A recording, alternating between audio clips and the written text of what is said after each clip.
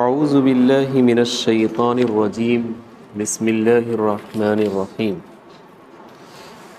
وَإِنَّ الَّذِينَ أُوتُوا الْكِتَابَ لَيَعْلَمُونَ أَنَّهُ الْحَقُّ مِنْ رَبِّهِمْ وَمَا اللَّهُ بِغَافِلٍ عَمَّا يَعْمَلُونَ وَلَئِنْ أَتَيْتَ الَّذِينَ أُوتُوا الْكِتَابَ بِكُلِّ آيَةٍ مَا تَبِعُوا قِبْلَتَكَ وَمَا أَنْتَ بِتَابِعٍ قِبْلَتَهُمْ وَمَا بَعْضُهُمْ بِتَابِعٍ قِبْلَةَ بَعْضٍ وَلَئِنِ اتَّبَعْتَ أَهْوَاءَهُمْ مِنْ بَعْدِ مَا جَاءَكَ مِنَ الْعِلْمِ إِنَّكَ إِذًا لَمِنَ الظَّالِمِينَ۔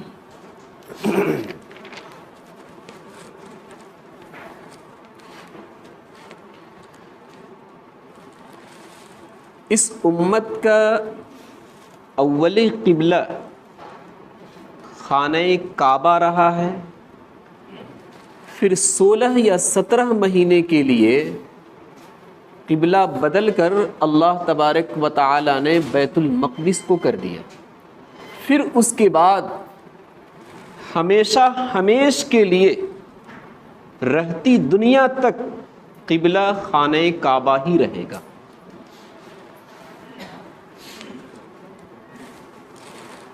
اللہ نے فرمایا یہ ساری حقیقت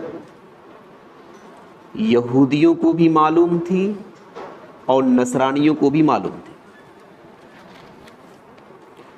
ان کی کتابوں کے اندر یہ لکھا ہوا تھا کہ قبلہ خانہ کعبہ ہے، پھر یہ بدلے گا اور پھر بدل کر ہمیشہ ہمیش کے لیے خانہ کعبہ ہو جائے گا،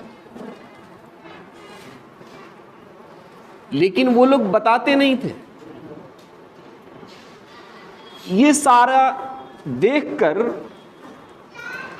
یہ بتانے کے بجائے کہ یہ لکھا ہوا ہے میری کتابوں کے اندر، وہ کہا کرتے تھے کہ عجیب و غریب دین ہے کہ کبھی خانہ کعبہ کی طرف نماز پڑھتے ہیں، کبھی بیت المقدس کی طرف نماز پڑھتے ہیں، کبھی پھر خانہ کعبہ کی طرف ہو جاتے ہیں۔ اللہ نے فرمایا یہودیوں کی جماعت، نصرانیوں کی جماعت، تمہاری کتابوں کے اندر یہ باتیں لکھی ہوئی ہیں لیکن تم نہیں بتا رہے ہو، تو اس کا یہ مطلب نہیں کہ ہم غافل ہیں، ہم تو جان رہے ہیں، کیوں نہیں بتا رہے۔ وَإِنَّ الَّذِينَ أُوتُوا الْكِتَابَ، بے شک وہ لوگ جنہیں کتاب دی گئی جانتے تھے کہ حق یہی ہے ان کے رب کی طرف سے کہ خانہ کعبہ اول قبلہ ہوگا، پھر بیت المقدس ہوگا، پھر ہمیشہ ہمیش کے لیے خانہ کعبہ ہو جاوے گا، یہ ان کی کتابوں میں لکھا ہوا تھا۔ وَمَا اللَّهُ بِغَافِلٍ عَمَّا يَعْمَلُونَ، لیکن بتانے کو تیار نہیں تھے، بلکہ اعتراض کے ساتھ کہتے تھے کہ یہ عجیب و غریب دین ہے، کبھی ادھر نماز ہو رہی ہے، کبھی ادھر نماز ہو رہی ہے۔ وَمَا اللَّهُ بِغَافِلٍ عَمَّا يَعْمَلُونَ، اور اللہ تبارک و تعالی ان کے عملوں سے غافل نہیں، کیوں نہیں بتا رہے ہو، وہ سب جانتا ہے۔ وَلَئِنْ أَتَيْتَ الَّذِينَ أُوتُوا الْكِتَابَ بِكُلِّ آيَةٍ مَا تَبِعُوا قِبْلَتَكَ، اللہ نے فرمایا کہ نبی اکرم آپ یہود و نصارہ کے سامنے خانہ کعبہ کے قبلہ ہونے پر ساری دلیلیں آپ دے دیجئے، جتنی دلیلیں ہو سکتی ہیں ساری دلیلیں ان کے سامنے رکھ دیجئے، لیکن ہوئے گا کیا؟ ما تبعوا قبلتک، وہ آپ کے قبلے کو نہیں مانیں گے۔ جسے آپ کی بات نہ ماننی ہو، آپ لاکھ سمجھاتے رہیں، وہ ہٹ دھرمی کی وجہ سے، ضد کی وجہ سے آپ کی باتیں حق رہیں گی جب بھی وہ ماننے کے لیے تیار نہیں ہو۔ اللہ نے فرمایا کہ خانہ کعبہ کی قبلہ ہونے پر ساری دلیلیں، جتنی دلیلیں ہو سکتی ہیں سب ان یہودیوں کے سامنے رکھ دیجئے، لیکن نتیجہ کیا نکلے گا؟ ما تبعوا قبلتک، اس کے باوجود بھی وہ آپ کے قبلے کو ماننے کو تیار نہیں۔ وَمَا أَنْتَ بِتَابِعٍ قِبْلَتَهُمْ، آپ بھی ان کے قبلے کو مت مانیے۔ وما بعضهم بتابعین قبلۃ بعض، اور یہود و نصارہ کا تو آپس میں حال یہ ہے کہ ایک دوسرے کا قبلہ بھی نہیں مانتا۔ یہود کا جو قبلہ تھا بیت المقدس، نصارہ نہیں مانتے تھے، نصارہ کا جو قبلہ تھا مشرق، یہود نہیں مانتے تھے، اور یہ دونوں مل کر آپ صلی اللہ علیہ وسلم کے قبلے کو نہیں مانتے۔ ہمارے استاذ محترم نے ایک مرتبے میں بتایا کہ جتنی قومیں آباد ہیں سب کا آپس میں اختلاف ہے، زبردست اختلاف، لیکن سب کا سب اس بات پر متفق ہیں کہ آپ ان کے دشمن ہیں۔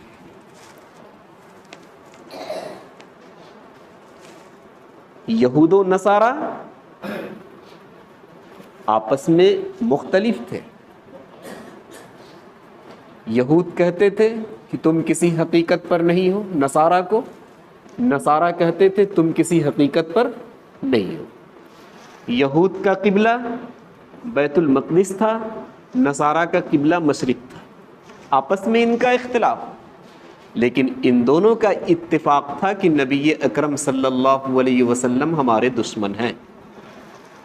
بالکل وہی حال آج کا ہے، ساری قوموں کا آپس میں بالکل ہی زبردست اختلاف، ایک دوسرے کو دیکھنا پسند نہیں کریں گے، لیکن سب کے سب اس بات پر متفق ہیں کہ آپ ان کے دشمن ہیں۔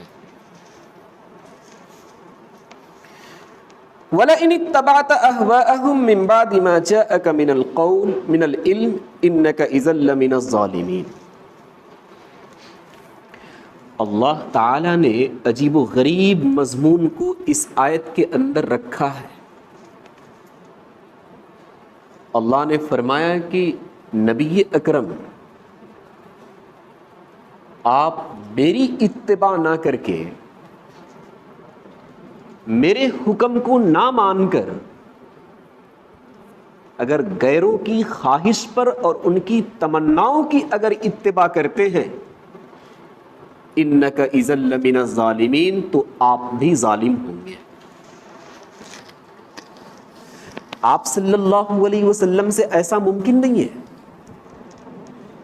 کہ اللہ کی فرما برداری چھوڑ کر اور ان کے حکم کو ٹھکرا کر کسی غیر کی بات کو آپ صلی اللہ علیہ وسلم مان لیں، لیکن قرآن کریم نے بفرض محال سمجھا دیا کہ ایسا ہوگا تو نہیں، لیکن اگر آپ نے ایسا کر دیا کہ میرے حکم کو نہیں مانا، میری اتباع نہیں کی، لوگوں کی خواہشات کی آپ اتباع کرتے رہے،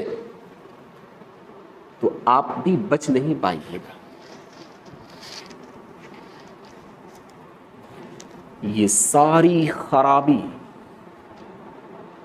ہمارے اور آپ کے اندر مکمل طریقے پر موجود ہے۔ ہم روزانہ سورہ فاتحہ کے اندر پڑھتے ہیں ایاک نعبد و ایاک نستعین، ہم تیری ہی عبادت کرتے ہیں، تجھی سے مدد طلب کرتے ہیں۔ آیت نے دو ٹوک فیصلہ کر دیا، سر جھکے گا اللہ کے سامنے، سجدہ ریز ہوں گے اللہ کے سامنے، عبادت کی جائے گی اللہ کی، اولاد مانگنا ہوگا اللہ سے، رزق مانگنا ہوگا اللہ سے، ہدایت دے گا اللہ۔ ان سارے احکام کو ہم نے بھلا کر اپنی خواہشات کی پیروی ہم نے شروع کر دی۔ قبروں پر جا کر سجدہ دینا عام بات ہو گیا، قبروں کا طواف کرنا چل رہا ہے، لوگوں کو نامعلوم کتنا ہم بڑا درجہ دے دیتے ہیں کہ بس اب یہ سمجھیں کہ یہود و نصارہ والا کام ہو رہا ہے کہ ان لوگوں نے عزیر اور عیسیٰ علیہ الصلوۃ والسلام کو خدا بنا لیا، ایسی ہمارا حال ہو گیا ہے کہ اپنے سے بڑوں کو ہم نے سب کچھ بنا دیا ہے۔ یہ اپنی خواہشات کی پیروی ہو رہی ہے۔ اللہ تبارک و تعالیٰ نے نبی کو خطاب کیا کہ اگر آپ نے خواہشات کی پیروی کی تو آپ بھی بچ نہیں پائیے گا۔ اس سے آپ اندازہ لگائیے کہ اگر ہم اللہ کے حکم کو ٹھکرا کر اپنی خواہشات کی پیروی کر رہے ہیں یا گھر والوں کی خواہشات کی پیروی کر رہے ہیں تو ہم بھی بچ نہیں پائیں گے۔ یہ ایک دو مسئلے کے اندر نہیں ہے۔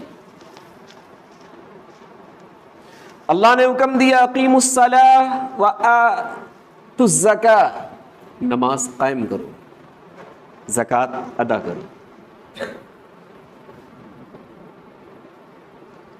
آپ دیکھ لیجئے، ہم اور آپ اور دوسرے لوگ بھی اللہ کے اس حکم کی کتنی اتباع کر رہے ہیں۔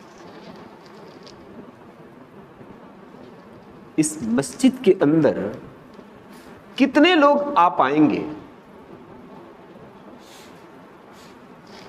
ہونا تو یہ چاہیے کہ کسی بھی نماز کے وقت مسجد اور اس حصے میں آپ کی جگہ نہ بن پائے، اتنے لوگ آباد ہیں۔ ایسا کیوں ہو رہا ہے؟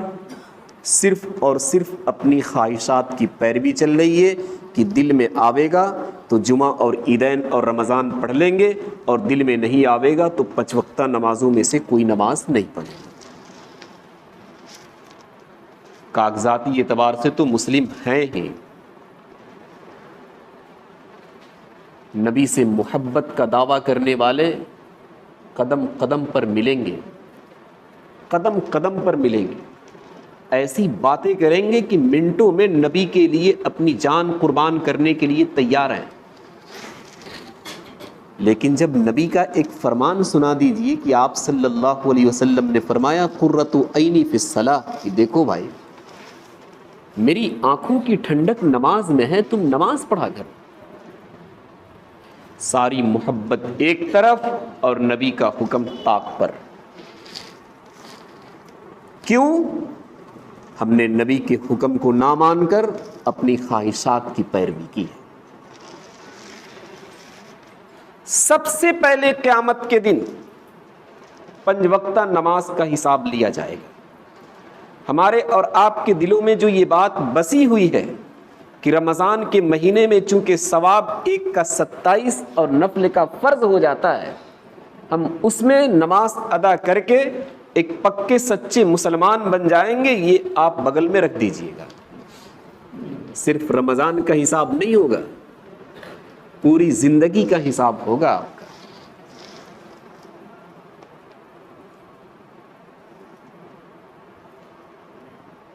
محبت کا دعویٰ وہ صرف زبان سے نہیں ہوتا ہے، اتباع کر کے اور پیروی کر کے دکھانا ہوگا کہ واقعتاً محبت ہمارے اندر ہے یا نہیں ہے۔ اگر نبی کی اتباع نہیں ہو رہی ہے، نبی کی پیروی نہیں ہو رہی ہے، تو صرف زبانی جمع خرچ محبت کا دعویٰ کرنا یہ بالکل صحیح نہیں ہوتا۔ اللہ تبارک و تعالیٰ نے حکم دیا زکوٰۃ ادا کرنے کا۔ ہم سب مل کر اپنے اپنے گریبان میں جھانک کر دیکھیں کتنے لوگ زکوٰۃ ادا کرتے ہیں اور کتنی زکوٰۃ ادا کرتے ہیں۔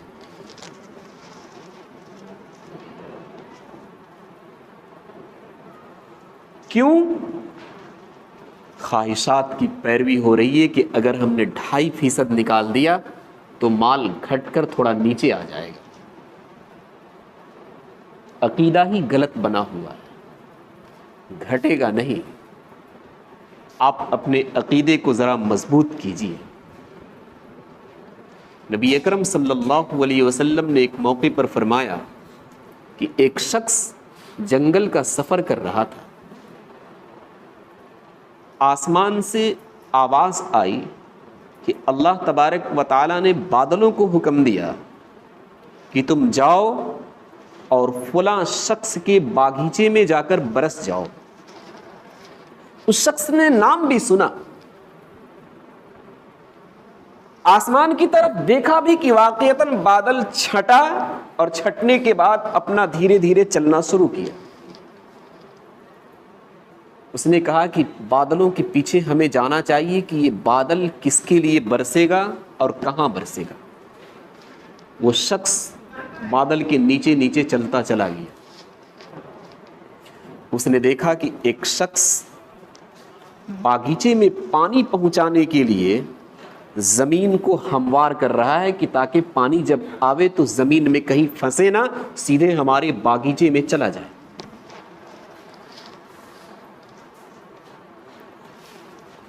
تھوڑی ہی دیر ہوئی، بادل سے پانی برس کر ایک گڈھے میں جمع ہوا، لمبا سا گڈھا، لمبا چوڑا گڈھا۔ پھر وہاں سے وہ پانی اسی راستے سے چلا جس راستے کو اس شخص نے ٹھیک کیا تھا اپنے فاوڑے سے، پھر سیدھے اس کے باغیچے میں چلا گیا اور پورے باغیچے کو سیراب کر دیا۔ اس شخص نے باغیچے والے سے پوچھا کہ بھائی آپ کا نام کیا ہے؟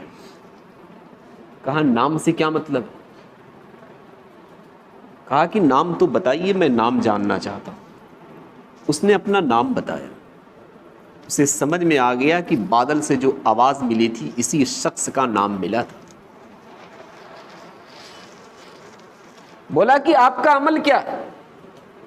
چلچلاتی ہوئی دھوپ، سخت موسم، کہیں بارش کی کوئی آثار نہیں، اور یہ اس موسم میں آپ کے لیے الگ سے بارش کا انتظام کر دیا گیا، آپ عمل کیا کرتے؟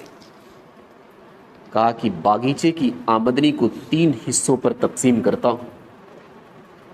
ایک حصہ خود باغیچے کی ترقیات میں لگاتا ہوں، ایک حصہ اپنی اولاد پر، بال بچوں پر خرچ کرتا ہوں، اور ایک حصہ صدقات اور زکوٰۃ میں ادا کر دیتا ہوں۔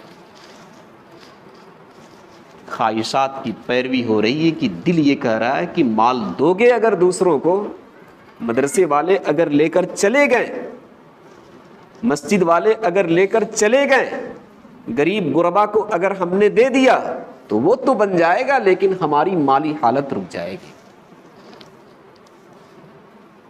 مجھے ایک استاذ محترم کی بات یاد آ رہی ہے، شاید کسی کتاب میں لکھا ہو یا نہ لکھا ہو، لیکن استاذ کی بات ہے، میں آپ کو سنا دے رہا ہوں۔ انہوں نے صاف فرمایا کہ اگر مالدار بننا ہو اور جو بن گیا ہو اسے مالدار رہنا ہو تو صرف ایک ہی کام ہے، اس کے علاوہ کوئی دوسرا کام نہیں ہے۔ کیا کام ہے؟ خرچ کرے۔ خرچ کرے گا تو وہ دے گا، اور اگر روک لیا تو وہ بھی اپنا روک لے گا، کام ختم۔ کوئی دوسرا نسخہ نہیں ہے، ایک ہی نسخہ ہے اپنے مال کو باقی رکھنے کے لیے۔ الغرض اللہ نے نماز کا حکم دیا، زکوٰۃ کا حکم دیا، لیکن صرف اپنی خواہشات کی پیروی ہو رہی ہے، جس کی وجہ سے نہ ہم نماز کے لیے آ پاتے ہیں اور نہ ہی زکوٰۃ ادا کر پاتے ہیں۔ اللہ نے صاف فرمایا کہ اگر خواہشات کی پیروی نبی اکرم کریں گے تو وہ بھی نہیں بچ پائیں گے، تو پھر ہما شما کس کھیت کی مولی ہے۔ اور آگے چلے، اللہ تعالی نے وَاسْتَعِينُوا بِالصَّبْرِ وَالصَّلَاةِ، صبر کا حکم دیا۔ ہم اور آپ صرف اور صرف صبر کا ایک ہی مفہوم سمجھتے ہیں کہ کوئی مصیبت آوے اور اس سے لڑنے کی طاقت نہ ہو تو ہم کیا کہہ دیں؟ بس ہم نے صبر کر لیا، اب اللہ ہی دیکھے گا۔ کچھ نہیں دیکھے گا، وہ تو آپ نے صبر اس وجہ سے کیا کہ آپ کے پاس طاقت نہیں ہے، ورنہ آپ تو اسے نقصان پہنچا دیتے۔ صبر تو یہ ہے کہ طاقت کے باوجود بھی آپ اللہ کے حوالے کر دیں کہ اللہ میں تیرے حوالے کرتا ہوں۔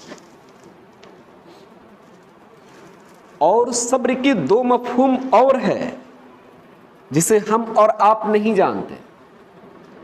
ایک اس کا مفہوم ہے کہ اپنے آپ کو اللہ کی عبادت پر جمع کے رکھنا۔ دوسرا مفہوم یہ ہے کہ اپنے نفس کو، اپنے دل کو اللہ نے جن چیزوں سے منع کیا ہے، جن گناہوں سے روکا ہے، ان گناہوں سے اپنے دل کو، اپنے جسم کو الگ رکھنا. یہ ساری چیزیں صبر کے اندر داخل ہیں.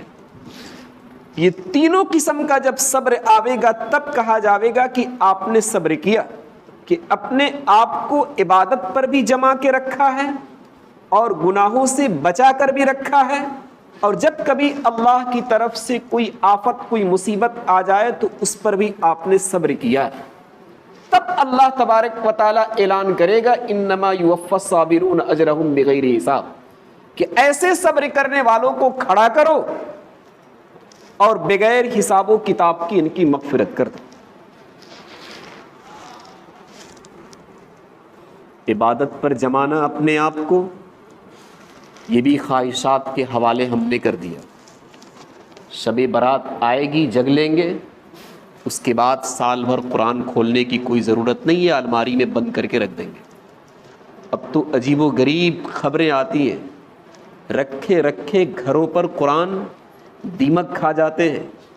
اب تو انہیں مسئلہ معلوم نہیں ہے کہ اب اسے کیا کرنا ہے. وہ کرتا کیا ہے شخص، وہ لا کر مسجد کے اندر رکھ دیتا ہے. یہ لیجیے، آپ لوگ سمجھیے کیا کرنا ہے کیا نہیں کرنا. پڑھنے کے لیے سامان تجارت میرا ایمان نہیں، ہر در پہ جھکے سر یہ میری شان نہیں. ہر لفظ کو سینے میں بسا لو تو بنے بات، طاقوں پہ سجانے کا یہ قرآن نہیں ہے. اسے پڑھنا ہوگا،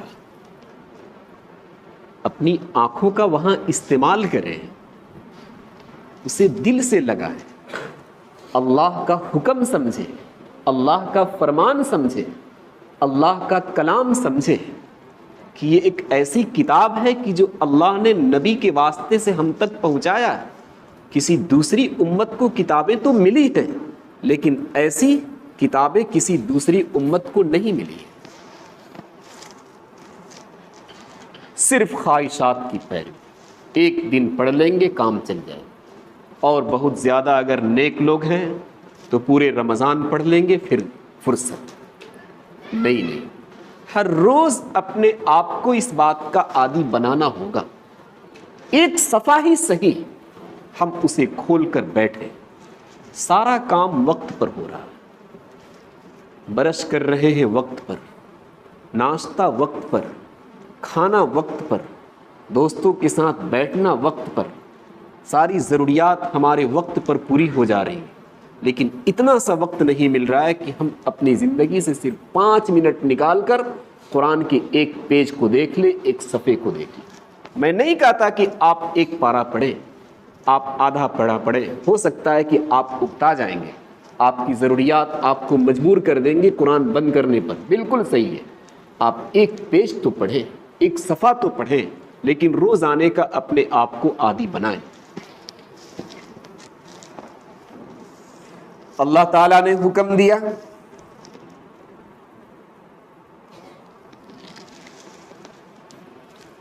سود سے روکنے کا.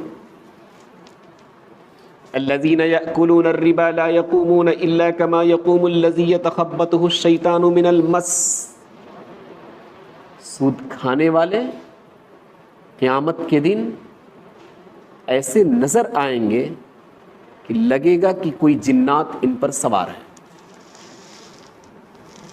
حواس باختہ، کچھ سمجھ میں نہیں آئے گا کہ اسے کیا کرنا ہے. ہم نے ایک مجنوں کو اور پاگل کو کبھی دیکھا ہوگا کہ انہیں کچھ سمجھ میں نہیں آتا کہ کپڑے کہاں جا رہے ہیں اور کدھر چلنا ہے اور کیا کام کرنا ہے اور آگے کس وقت ہمیں کیا کرنا ہے.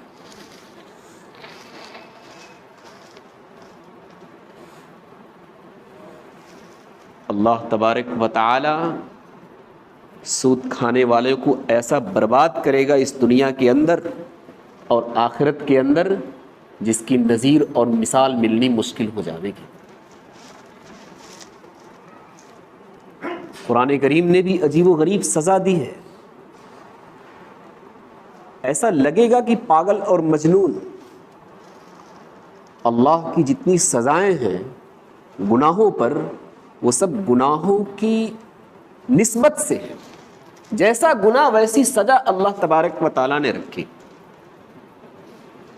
سود لینے کے لیے اس قدر یہ پاگل بنا ہوا تھا، اس قدر یہ مجنوں بنا ہوا تھا کہ نہ اپنوں کو پہچان پایا نہ غیروں کو پہچان پایا، بس اس کے پاس پیسے آنے چاہیے۔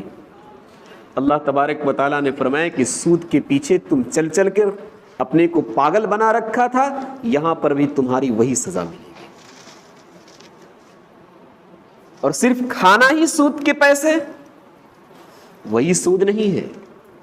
اگر اس پیسے کا ہم نے کوئی فرنیچر استعمال کیا، اپنے گھر کا فریج استعمال کیا، کولر استعمال کیا، پنکھا استعمال کیا، اے سی لگوایا، برتن ہم نے خریدے اور کوئی چیز ہم نے خرید کر اسے استعمال کیا جو سود کے پیسے سے تھے، یہ سب کے سب سود کے اندر داخل ہیں۔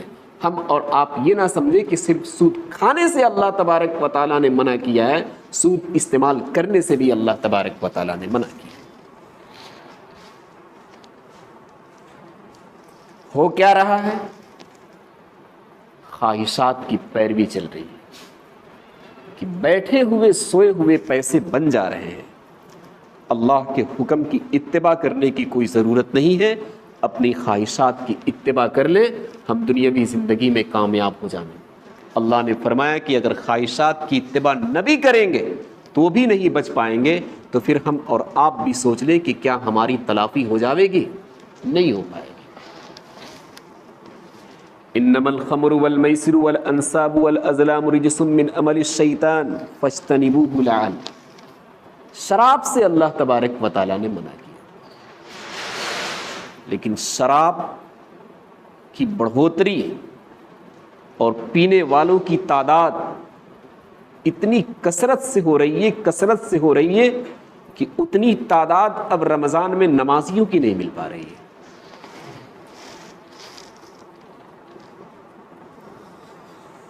اللہ کے رسول صلی اللہ علیہ وسلم نے فرمایا کہ اللہ کی لعنتیں شراب سے تعلق رکھنے والوں کو پڑتی رہتی ہے۔ نچوڑنے والا، بنانے والا، پلانے والا، پینے والا، لاد کر لانے والا، جس کے لیے لایا گیا، خریدنے والا، بیچنے والا، کسی کو تحفے میں دینے والا، اس کی آمدنی کھانے والا، ان سب پر اللہ تبارک و تعالیٰ کی طرف سے ہر دن اور رات اللہ کی لعنتیں اترتی رہتی۔ شب برات ابھی آپ کے سامنے سے یہ رات گزری ہے، مغفرت کی رات تھی۔ اللہ کے رسول صلی اللہ علیہ وسلم نے فرمایا کہ کچھ ایسے بھی لوگ ہیں کہ اس رات بھی ان کی مغفرت نہیں ہوتی، جن میں سے ایک شرابی کو بھی شمار کیا ہے۔ آپ اندازہ لگائیے کہ آج کے دن تقریباً ساری دکانیں مارکیٹوں کی بند رہتی ہیں، لیکن وہ دکان جہاں سے شراب پائی جاتی ہے، سارا شراب ملتی ہے، خاص طور سے آج کی دکان کھلی رہی۔ ہوئے گا کیا؟ منڈے سے لے کر اب تک ہم نے جتنے پیسے کمائے ہیں سب اس دفتر میں ہم لا کر جمع کر دیتے ہیں، اور پھر جو حالت ہوتی ہے وہ تو دیکھ ہی رہے ہیں۔ ایک مرتبہ تو میں بس سے آ رہا تھا، ایک شرابی شراب پی کر گاڑی کے سامنے گیا، کہا کہ یہ پورا ہندوستان ہمارا ہے۔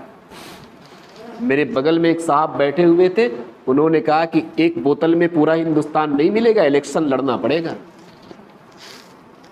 آپ اندازہ لگائیے کہ دماغ کا کیا حال ہوتا ہے۔ ہو کیا رہا ہے؟ سب کچھ ایک مسلم کو پتا ہے، وہ سمجھ رہا ہے کہ شراب استعمال کرنے کے بعد دل و دماغ قابو میں نہیں رہتا، نہ بہن پہچانی جاتی ہے، نہ ماں پہچانی جاتی ہے، نہ بھائی پہچانا جاتا ہے، نہ والدین پہچانے جاتے ہیں۔ آپ اس سے الجھیے، گالی پکڑ سے آپ کے سر کو لاد دے گا۔ لیکن ان سب کے باوجود صرف ہو کیا رہا ہے؟ اپنی خواہشات کی پیروی، کہ اسے مزہ آ رہا ہے اس میں، جس کی وجہ سے اللہ کے سارے حکم کو بالائے طاق رکھ کر وہ شراب کھانے میں جا کر شراب نوشی کر رہا ہے۔